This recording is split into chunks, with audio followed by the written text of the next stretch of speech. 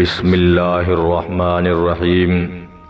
حضور صلی اللہ تعالی علیہ وسلم نے یہودیوں کی امداد کو ٹھکرا دیا۔ شہر سے نکلتے ہی آپ نے دیکھا کہ ایک فوج چلی آ رہی ہے۔ آپ نے پوچھا کہ یہ کون لوگ ہیں؟ لوگوں نے عرض کیا کہ یا رسول اللہ صلی اللہ تعالی علیہ وسلم، یہ رئیس المنافقین عبداللہ بن ابی کے حلیف یہودیوں کا لشکر ہے جو آپ کی امداد کے لیے آ رہا ہے۔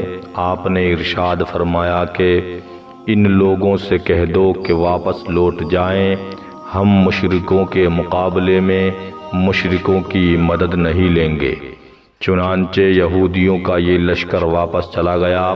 پھر عبداللہ بن ابی یعنی منافقوں کا سردار بھی، جو 300 آدمیوں کو لے کر حضور صلی اللہ تعالی علیہ وسلم کے ساتھ آیا تھا، یہ کہہ کر واپس چلا گیا کہ محمد صلی اللہ تعالی علیہ وسلم نے میرا مشورہ قبول نہیں کیا اور میری رائے کے خلاف میدان میں نکل پڑے، لہٰذا میں ان کا ساتھ نہیں دوں گا۔ عبداللہ بن ابی کی بات سن کر قبیلہ خزرج سے بنو سلمہ اور قبیلہ اوس میں سے بنو حارثہ کے لوگوں نے بھی واپس لوٹ جانے کا ارادہ کر لیا، مگر اللہ تعالی نے ان لوگوں کے دلوں میں اچانک محبت اسلام کا ایسا جذبہ پیدا فرما دیا کہ ان لوگوں کے قدم جم گئے۔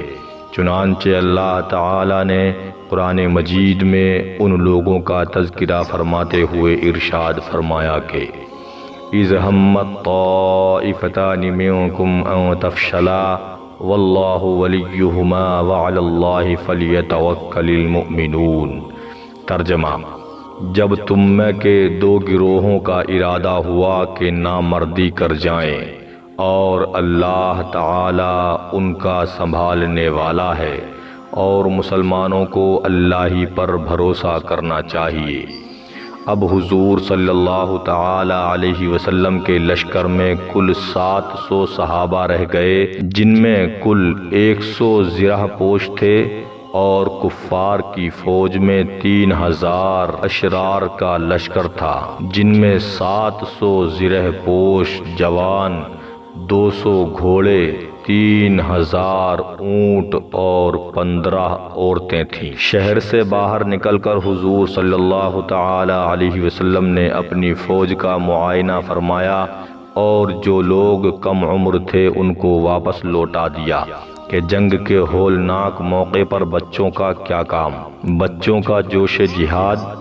مگر جب حضرت رافع بن خدیج رضی اللہ تعالی عنہ سے کہا گیا کہ تم بہت چھوٹے ہو، تم بھی واپس چلے جاؤ، تو وہ فوراً انگوٹھوں کے بل تن کر کھڑے ہو گئے تاکہ ان کا قد اونچا نظر آئے۔ چنانچہ ان کی یہ ترکیب چل گئی اور وہ فوج میں شامل کر لیے گئے۔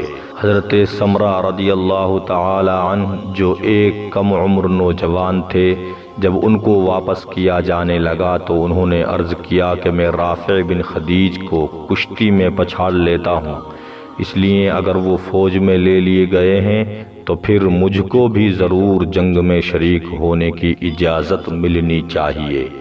چنانچہ دونوں کا مقابلہ کرایا گیا، اور واقعی حضرت سمرہ رضی اللہ تعالی عنہ نے حضرت رافع بن خدیج رضی اللہ تعالی عنہ کو زمین پر دے مارا۔ اس طرح ان دونوں پرجوش نوجوانوں کو جنگ احد میں شرکت کی سعادت نصیب ہو گئی۔